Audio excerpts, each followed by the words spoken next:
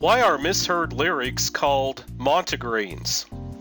My sister has a rare talent for mishearing lyrics. When we were younger, song meanings would often morph into something quite different from their original intent. In one Wallflowers hit, for instance, she somehow turned me and Cinderella into the incinerator.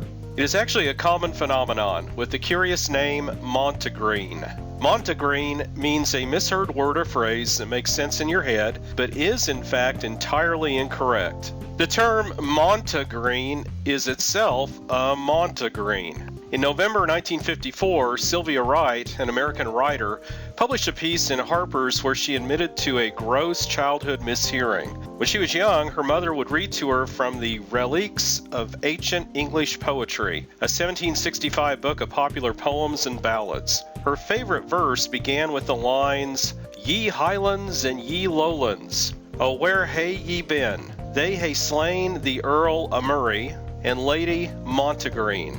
Except they hadn't.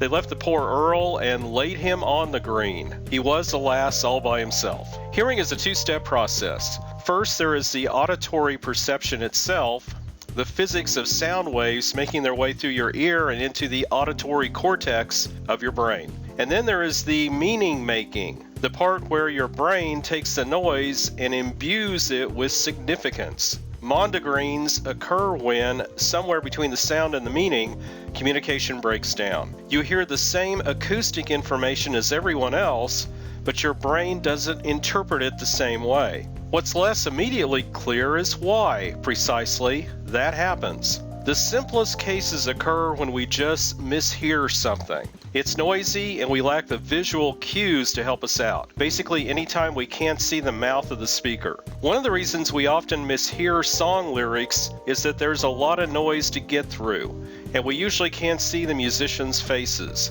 Other times, the misperceptions come from the nature of the speech itself. For example, when someone speaks in an unfamiliar accent, or when the usual structure of stresses and inflections changes, as it does in a poem or a song. What should be clear becomes ambiguous, and our brain must do its best to resolve the ambiguity.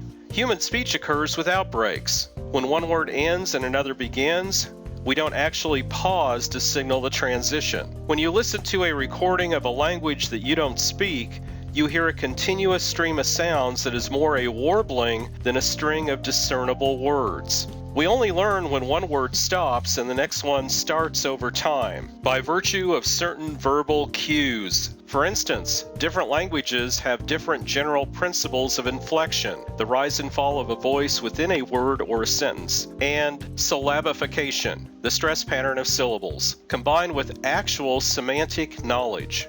Very young children can make mistakes that shed light on how the process actually develops. People immersed in an environment with a new language often initially experience the same thing. A lack of clear ability to tell what words exactly should properly emerge from the sounds that are being spoken. A common cause of Mondegreens, in particular, is the oronym, word strings in which the sounds can be logically divided multiple ways. Bohemian Rhapsody becomes Bohemian Rap City as a result of incorrect parsing of sounds when context or prior knowledge is lacking. Mondegreens are funny, of course, but they also give us insight into the underlying nature of linguistic processing and how our minds make meaning out of sound. In fractions of seconds, we translate a boundless blur of sound into sense. It comes naturally, easily, effortlessly. We sift through sounds, activate and reject countless alternatives,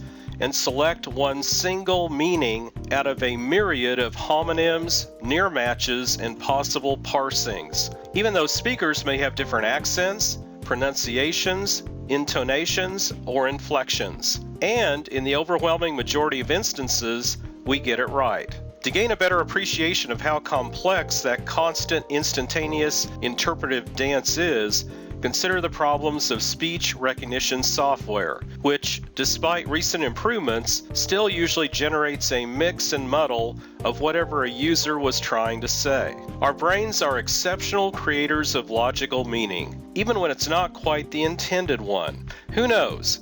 Maybe in the future, some avant-garde poet will finally pen a verse to that most lovely of women, Lady Mondegreen.